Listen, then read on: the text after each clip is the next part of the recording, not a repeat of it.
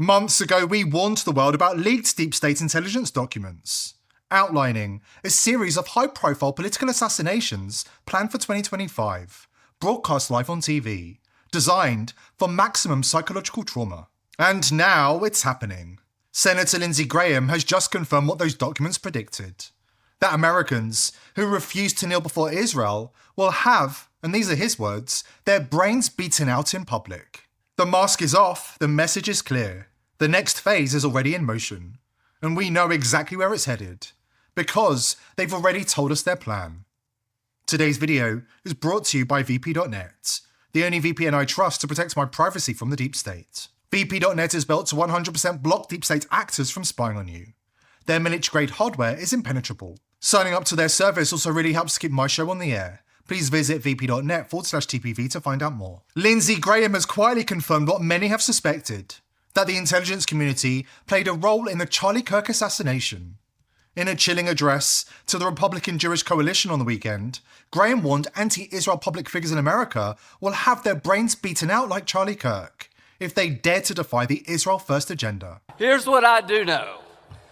You can sit in a basement with weird people and say weird things. It's a free country, right? But if you ever run for office as a Republican and you embrace this weird shit, we're going to beat your brains out.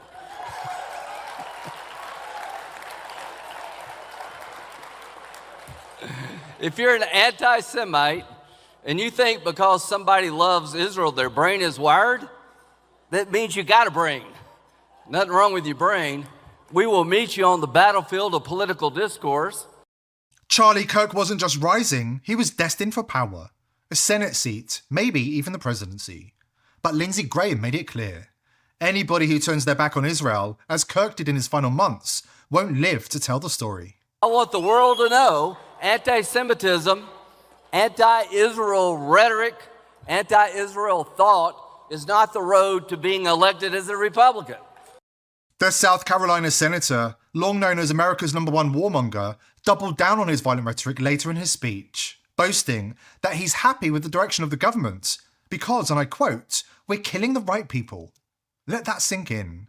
A sitting US senator openly celebrating political violence and assassinations on behalf of Israel right there on stage. I feel good about where we're going as a nation. We're killing all the right people and we're cutting your taxes.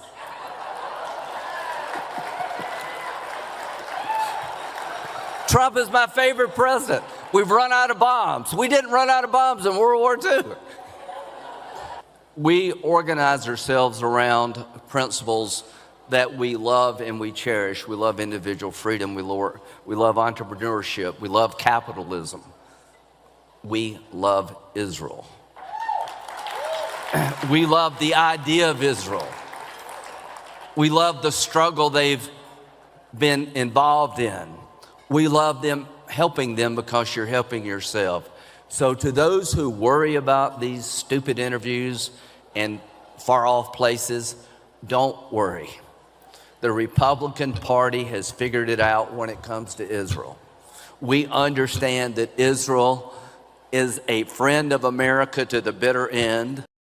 When Graham told the audience not to worry about stupid interviews, he was referring to Tucker Carlson's recent sit-down with Nick Fuentes, a conversation that went viral and clearly rattled the Israel First establishment. All throughout the event, Carlson's name was invoked with hostility, painted as an existential threat to Israel and the current power structure. For anybody familiar with the Zionist playbook, that kind of language should send a chill down the spine.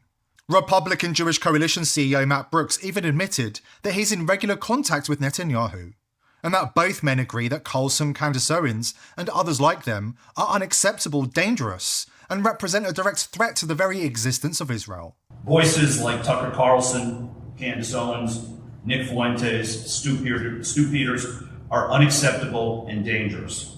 And we at the Republican Jewish Coalition take this threat very seriously. We work independently and in partnership with allies like Mark Levin and Ben Shapiro to call it out and root it out. We must be vigilant, always. We do not ignore it, we confront it. And this is something that I've spent a lot of time thinking about, and I'm talking to Prime Minister Netanyahu and others about, is the threat from the woke right is existential. And by that, I mean, if we don't combat the woke right now, and if it follows the trajectory of what happened in the Democratic Party and gets a foothold and ultimately becomes the mainstream of the Republican Party, there is no party and nobody in politics to support Israel. Israel will be alone. Without a strong pro-Israel Republican Party, there is no support for Israel. If we lose the Republican Party, Israel has nobody. This is chilling, because everything is converging. The leaked intelligence documents, which we're about to show you, Netanyahu's open threats against Americans who refuse to stay silent, and now, the Mossad's chief's own words about what's coming next. When you see it all together, you'll understand. This is an unprecedented threat to life and liberty. No one is beyond reach anymore, not even in your own home. First, the threats came thick and fast at the Republican Jewish Coalition event. Mark Levin leveled a direct threat at all politicians who are thinking about taking the same step as Charlie Kirk and leaving the pro-Israel cause. According to Levin, they need to be afraid. What are they afraid of? They need to be afraid of regular Americans like you and me. They need to be afraid of us. So when they hear stuff like that, they say, what? What are we going to say? How about little Ada Fuentes? What did his family do for this country? What did he do? How about Tucker Carlson? What did he do for the country? He interviews the Qatari, interviews Putin, he interviews the lowest of scum, genocidal maniacs from the face of the earth. Now he's attacking Christian Zionists. He's literally attacking the Bible. The rhetoric is being ratcheted up to biblical levels. The establishment is speaking in terms of holy wars and existential survival. And if you can't see where this is heading, you haven't been paying attention. The elite have long planned a series of assassinations starting in 2025 to inflict maximum psychological trauma on the American people. It's all part of the plan to lock humanity inside digital cages, through digital IDs, central bank digital currencies, and the quiet erosion of every freedom that previous generations fought to protect. It's happening as we speak, and they aren't even trying to hide it anymore. Here's former Mossad chief Yossi Cohen, widely tipped to be the next Israeli prime minister, boasting that they've infiltrated the US and Europe with spyware and manipulated devices. You know how many equipment, treated equipment do we have in these countries? You don't. I do. You mean booby-trapped equipment? Not only booby-trapped. And spying? Manipulated equipment. All right? In which countries are you talking about? All the countries that you can imagine. The mask is off. This is an all-out assault on American sovereignty and independence. The global elite are moving in for the kill, using technology as their weapon, to outmaneuver a population that isn't waking up fast enough to defend itself. Israel is turning every single Samsung phone into a surveillance device. Do you have a Samsung phone? You might want to pay attention. App Cloud pre-installed, impossible to delete. It knows your location, it knows your fingerprint, it knows your IP address, it knows every text, every call, and every search that you make. Did you know that? This isn't just data collection.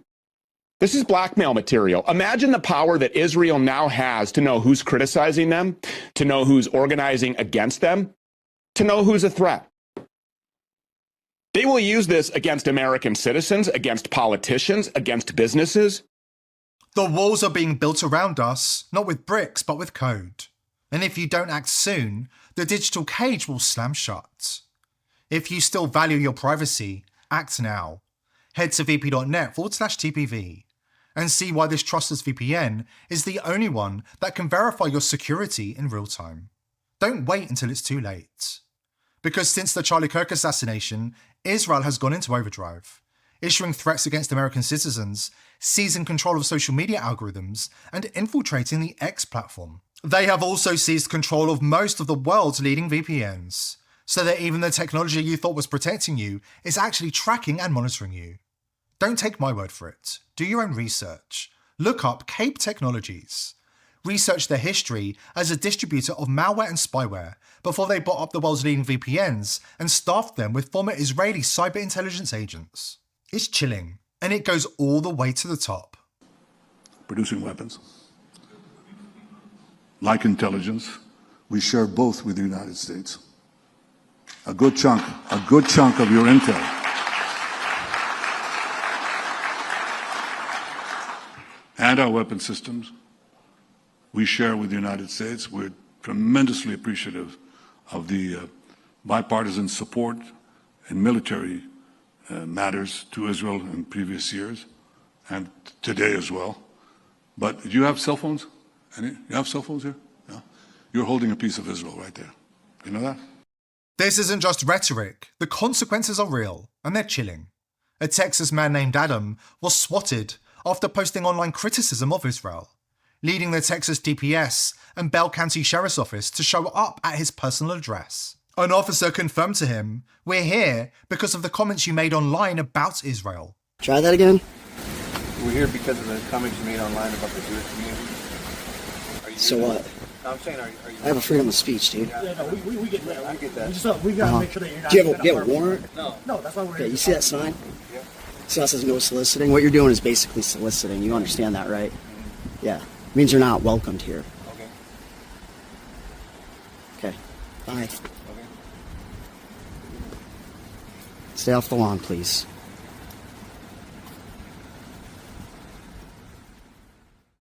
If you dare to question the official narrative even once, the system takes note. Algorithms flag you, accounts are compromised, blackmail material is gathered or planted, and soon the thought police come knocking. This isn't debate, it's digital thought control. Step out of line and you're labelled. Keep asking questions and you're marked for re-education, or worse. The question isn't are you being watched, it's how soon until your data is used against you. That's why we're urging every viewer to protect themselves with the world's first trustless VPN, vp.net.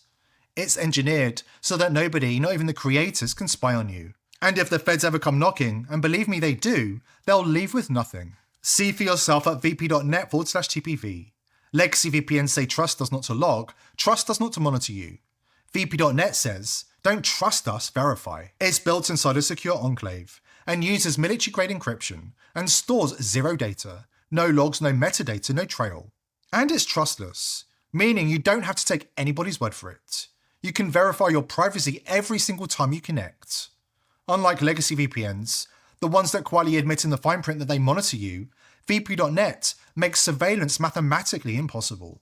It's built on cryptographic principles so advanced, even its own creators cannot peek inside. The same kind of breakthrough that made blockchain unstoppable now makes your privacy untouchable. And here's the best part. It's 100% American-owned. No Mossad backdoors, no feds rifling through your DMs. No Israelis siphoning your most private information. No blackmail. Not even Unit 8200 can touch your databank. We use it every single day here at TPV, when we're digging into the dangerous stories the elites are desperate to bury. And frankly, if you're not locking down your digital life right now, you're walking yourself straight into a digital prison of your own making. So sign up today at vp.net/TPV, just $5 a month, and you can finally stop asking, who's monitoring me? Because the answer is they were, but with vp.net, not anymore. It's time to say no. Reject the globalist agenda, reject Israel first. Expel the spies hiding in your phone, in your apps, in your devices. Go to vp.net/TPV and take back control before it's too late. El presidente ruso Vladimir Putin dijo que su país ha comenzado a producir misiles Ursine, que son 10 veces más rápidos que la velocidad del sonido, señalando: la puesta en servicio de misiles Sarmat nucleares intercontinentales el próximo año. Putin afirmó durante una ceremonia en el Kremlin en honor a los desarrolladores de misiles que su país no representa una amenaza para nadie. Todos nuestros planes para establecer sistemas de armas prometedores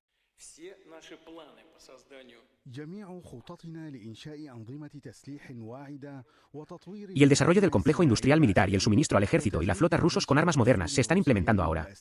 Hemos producido el sistema más moderno de misiles estratégicos a Bangar y lo hemos entregado al servicio de combate. Hemos comenzado la producción en serie de misiles balísticos de alcance medio Orishnik. Y pondremos en servicio de combate los misiles balísticos intercontinentales Sarmat el próximo año.